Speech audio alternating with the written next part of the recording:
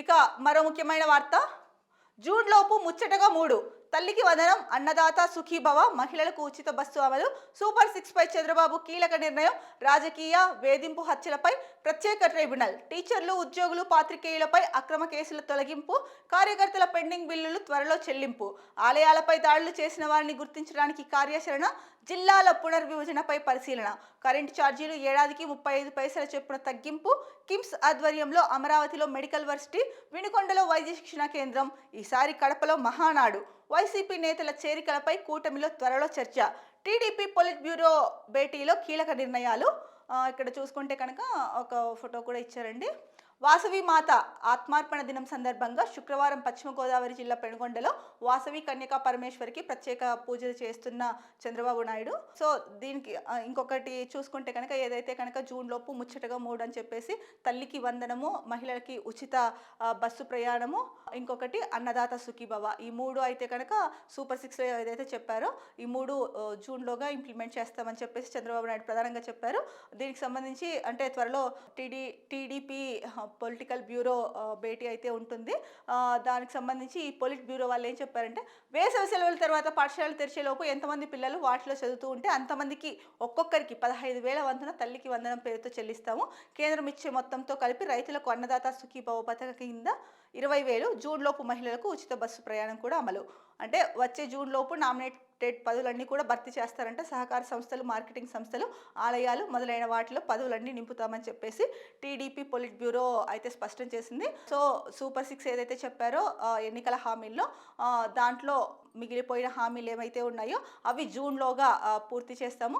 తల్లికి వందనం అన్నది కూడా అంటే ఇప్పుడు వేసవి సెలవులు అయిపోయిన తర్వాత సో స్కూల్లో ఉన్న స్ట్రెంత్ను బట్టి ఎంతమంది పిల్లలు చదువుతున్నారో స్కూల్స్లో అంటే పాఠశాలలో, సో దాన్ని ఆధారంగా చేసుకొని తల్లికి వందనం పథకం ఇంప్లిమెంట్ చేస్తామని చెప్పారు. అలాగే మరో ముఖ్యమైన విషయం అయితే చెప్పారు ఇక్కడ ఏంటంటే కనుక నామినేటెడ్ పదవులు, చాలామంది నామినేటెడ్ పదవుల మీద హోప్స్ పెట్టుకొని ఉన్నారు, అది ఎప్పటికప్పుడు డిలే అవుతుందని చెప్పేసి. సో నామినేటెడ్ పదవులన్నీ కూడా భర్తీ చేసేస్తాము జూన్ లోపల అని చెప్పేసి టీడీపీ పొలిట్ బ్యూరో అయితే చెప్పింది. ఇక ముఖ్యంగా ఇక్కడ మాట్లాడుతూ చంద్రబాబు నాయుడు ఏమన్నారు, రాజకీయ వేధింపు హత్యలు అయితే ఏవైతే జరిగాయో వాటిపైన ప్రత్యేక ట్రిబ్యునల్ వేసి టీచర్లు ఉద్యోగులు అంటే పాత్రికేయులు విలేకరులు ఎవరంటారో వాళ్ళపైన ఉన్న అక్రమ కేసులను అయితే కనుక తొలగించేస్తాము అని కూడా చెప్పారు. ఇక కార్యకర్తల బిల్లులో ఏవైతే పెండింగ్లో ఉన్నాయో వాటిని కూడా త్వరలోనే చెల్లింపులు చేసేస్తామని చెప్పారు. ఇక కడపలో ఈసారి మహానాడు కార్యక్రమం పెడతామని చెప్పేసి చెప్పారు. కడపలో మహానాడు కార్యక్రమం పెడతారు. తర్వాత వైసీపీ నేతలు టీడీపీలో చేరిక పైన కూడా నిర్ణయం ఉంటుంది అని చెప్పేసి చెప్తున్నారు ఇక్కడ. మరి కూటమిలో వైసీపీ నేతలు టీడీపీలో చేరికల పైన కూటమిలో త్వరలో చర్చ జరుగుతుంది అని చెప్పారు.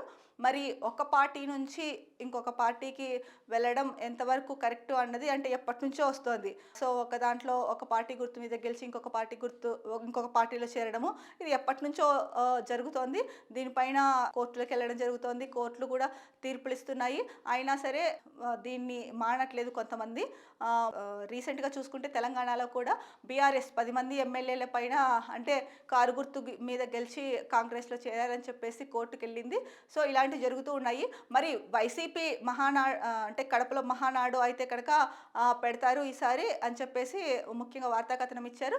దాంట్లో అంటే చంద్రబాబు తీసుకున్న నిర్ణయాల్లో ప్రధాన అంశము ఒకటి ఇది కూడా ఏంటంటే జూన్లోగా 3 పథకాలు ఏవైతే ఉన్నాయో వాటిని ఇంప్లిమెంట్ చేసేస్తామని చెప్పారు. దానికి తోడు సో కడపలో మహానాడు పెడతాము, టీడీపీ పొలిట్ బ్యూరో ఏదైతే ఉందో దాంట్లో భేటీ చర్చ తర్వాత అలాగే కూటమిలో చర్చ తర్వాత వైసీపీ నేతలు టీడీపీలో చేరడం పైన కూడా చర్చ ఉంటుందని అయితే చెప్పారు. మరి ఎంతమంది వైసీపీ నేతలు అందులోకి అంటే టీడీపీలోకి వెళ్తారు అన్నది ఈ చర్చలన్నీ అయిపోయిన తర్వాత కడపలో మహానాడు అయిన తర్వాత తెలిసే అవకాశం అయితే ఉంది.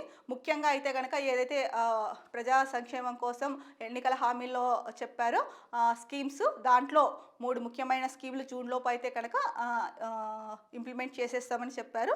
సో ఇది మంచి నిర్ణయం అండి. ఎందుకంటే ఇప్పటికీ చాలా లేట్ చేశారు. 8 నెలలు అయిపోయింది. 8 నెలలు అయినా కూడా ఇంకా ఇలాగే ఉండిపోయింది కదా, స్కీమ్స్ కొన్ని ఇంప్లిమెంట్ అవ్వలేదు. సో మొత్తానికి జూన్లోగా ఇచ్చేస్తామని చెప్పడం అయితే కనుక చాలా మందిలో అంటే ఎవరైతే అర్హులు ఉన్నారో వాళ్ళందరికీ కూడా ఇది గుడ్ న్యూస్.